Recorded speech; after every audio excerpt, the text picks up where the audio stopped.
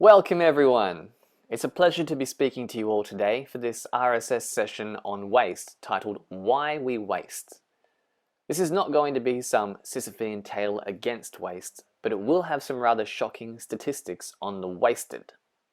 This is important though. My hope is that you will come away with a better understanding of the problem and perhaps of the rhetoric used in this space. We're going to walk backwards from the impact of waste to the ways we waste, and then to why we waste in the first place. So to begin, my name is Jason. I work at Ceres Community Environment Park in the education team and come from a background of conservation biology. This means I study how the biology of an organism can be used for its conservation.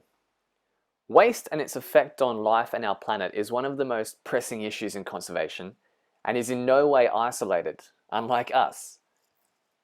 Now I want to capture the ubiquity of waste in our world, and to do this I'm going to show you a beach in the middle of the Pacific. This is a similar scene to one you will no doubt have seen before. I worked in Tonga for about 2.5 years in marine conservation. It's an incredible place with a lot of beauty to it. Unfortunately, the plight of waste is omnipresent and Tonga does not escape this. This is a beach on the northwest of an island called Aoa. Humpback whales, as well as other whale species, migrate past this island every year. It's home to a wealth of marine life, and some of its beaches are incredibly difficult to access. Reaching this one involves descending through rainforests, rocky cliffs and caves. Upon reaching this natural beauty, the view faces off into vast open ocean with exceptionally strong currents, and you cannot help but notice the plague of plastic that has washed up. My daughter spent more time cleaning up rubbish than she did in the water, but such is the world now. I remember as a kid participating in beach cleanups, Clean Up Australia Day and more, and we were told then of the plight and how we were the generation who would have to deal with it.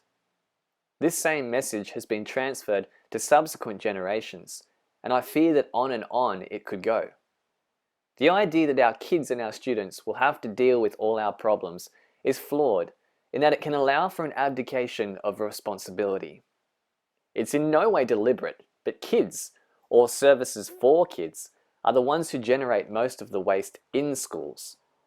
They are asked to change behaviours, to do nude food, to use beeswax wraps and metal straws. These are great initiatives though, and they reach into the home and communities.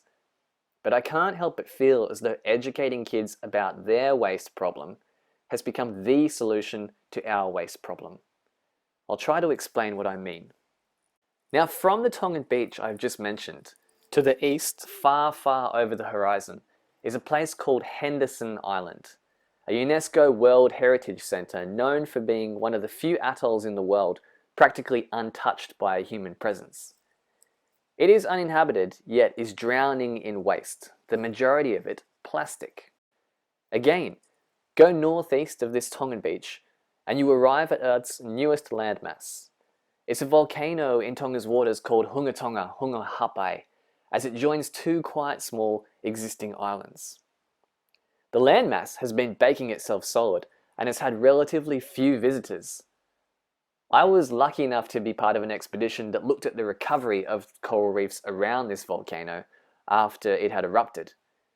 Even here, at the top of the newest land on the planet, I still found plastic waste left by a previous visitor. Now, the usual figures given for waste in our oceans are around plastic.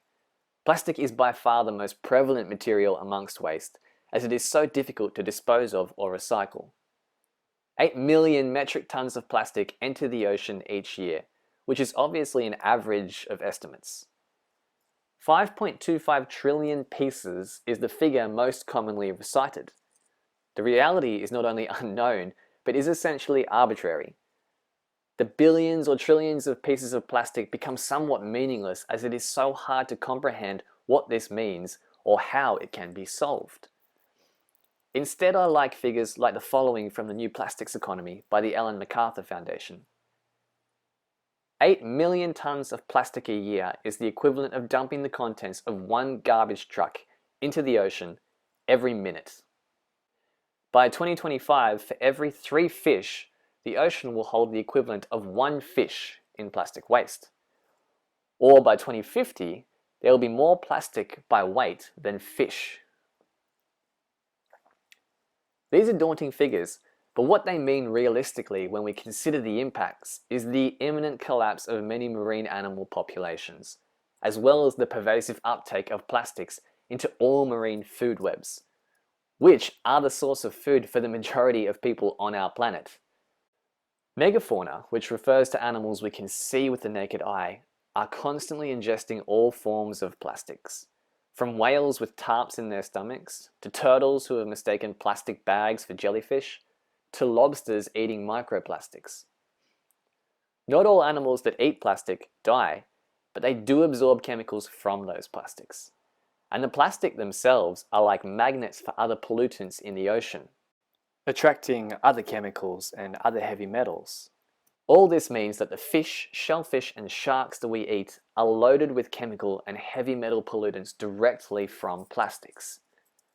The effect of these is still not entirely understood. We know enough about plastics that we avoid them as best we can nowadays, particularly in respect to our food and drink. But we can't avoid them all, and we won't likely be doing so for a long time. This doesn't just stop in the marine environment though. Microplastics in agricultural soils may be more prevalent than in the ocean, meaning that our plants, poultry and livestock are subject to the same chemical pollutants. Plastics have also been found in beer, drinking water and table salt, to name a few non-meaty sources. But why should we be concerned about this? This has been going on for a long time. Studying the impacts of microplastics on human health is challenging though, because people can't be asked to eat plastics for experiments. Plastics and their additives act differently depending on physical and chemical contexts, and because their characteristics may change as creatures along the food chain consume, metabolize, or excrete them.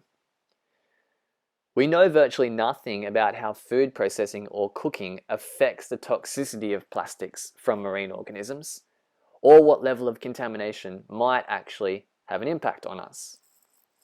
There are measurable levels of some plastic additives already in the human body though. For example, phthalates are used as plasticizers in the manufacture of vinyl flooring and wall coverings, food packaging and medical devices. 80% of newborn babies and nearly all adults have measurable levels of phthalates in their bodies, and they are linked with a variety of adverse outcomes including weight gain and insulin resistance, decreased levels of sex hormones, and other consequences for the human reproductive system, both for females and for males. Bisphenol A, known as BPA, found in bottles and the linings of food and beverage cans, can leach into food and drinks. It is considered an endocrine disruptor, meaning it can both decrease or increase endocrine activity, meaning the hormones in humans, and cause adverse health effects.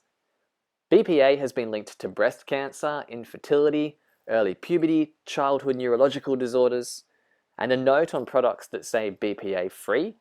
This does in no way mean they are absent of other additives. BPA has just been replaced with chemicals equally as worrying, such as BPS, BPZ, BPF, BPB, BP, and on and on and on it goes. Polybrominated diphenyl ethers, or PPDEs, which are flame retardants added to polyurethane foam, furniture cushions, mattresses, car seats. They are also widespread and linked again to a bunch of degenerative conditions. We could go on with others, but you get the picture. The point is that yes, we should be concerned about this. And of course, in our own ways, we all are, but only as far as we can be. Plenty of food still comes in plastic, as do products we use every day. Our computers, phones, clothes, beds, pens, receipts, and more. Even sending plastics to landfill has its own concerns, as the linings on landfills still degrade and leach pollutants into groundwater. So, we could recycle, but even then some waste providers don't have the capacity to correctly recycle waste, and it might still end up in landfill. But this discussion is not just about plastics. War on Waste was a great resource in showing other waste problems like fast fashion, food waste, electrical waste, etc. Maybe within the school, food waste or green waste in general is one of the most straightforward to address. There are great ways to compost or use a worm farm or a green cone. Some schools may have concerns with rodents around composting, which is fair enough. There are other strategies though. The main concern is keeping green waste out of landfill. When it is buried, it decomposes anaerobically, meaning without oxygen. This produces methane, which is 25 times more problematic in the atmosphere than carbon dioxide. If we want to address climate change through our waste problems, then green waste is a great place to start. Now, there are companies dedicated to collecting other specific waste streams, like TerraCycle does, amongst others.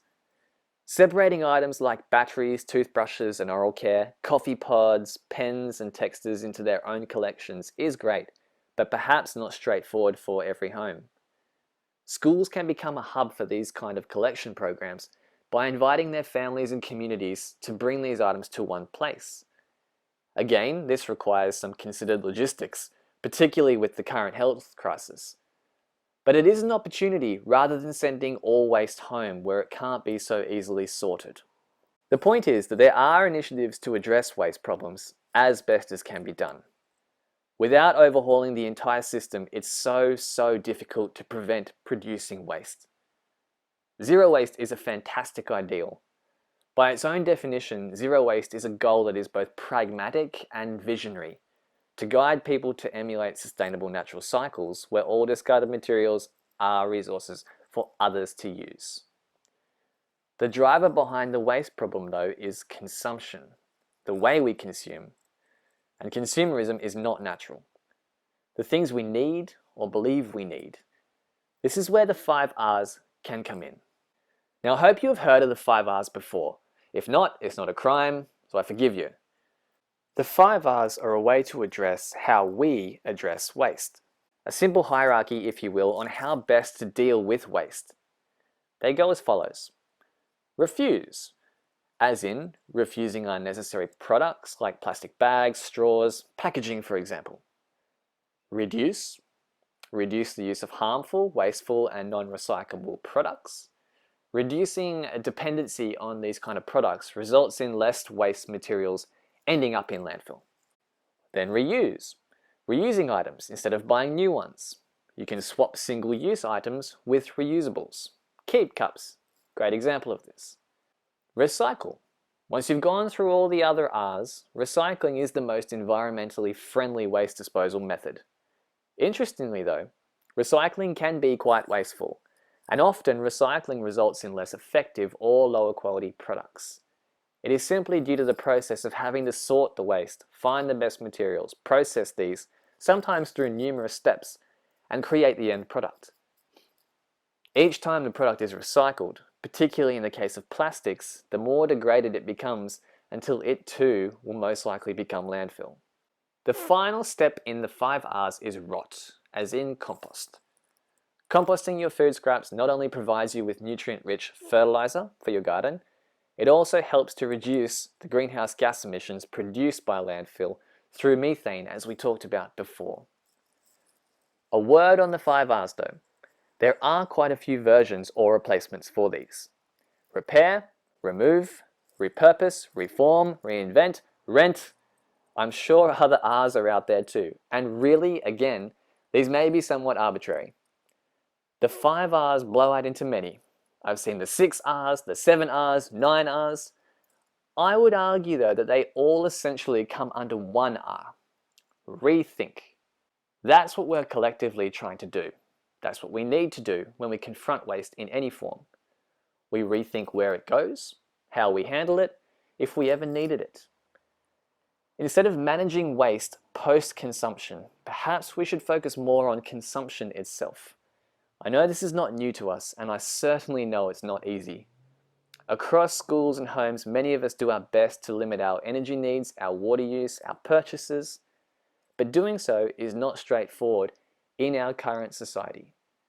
We can only do our best, and our best depends on what solutions we are offered, what capacity we have. This is why I said earlier that I feel as though kids are now being asked to deal with the waste problem. Education is the capacity we have, and it has to work, but it shouldn't stop there. If there are things we must consume, we must find the capacity to deal with them. We must rethink in order to move forward. I hope this session has been interesting for you all today. It has been a pleasure having this talk with you, and I'm really looking forward to any questions you might have or any ideas you might want to bounce around. We need creativity in this space. We all need to rethink. So thank you very much, and I look forward to talking to you in a moment.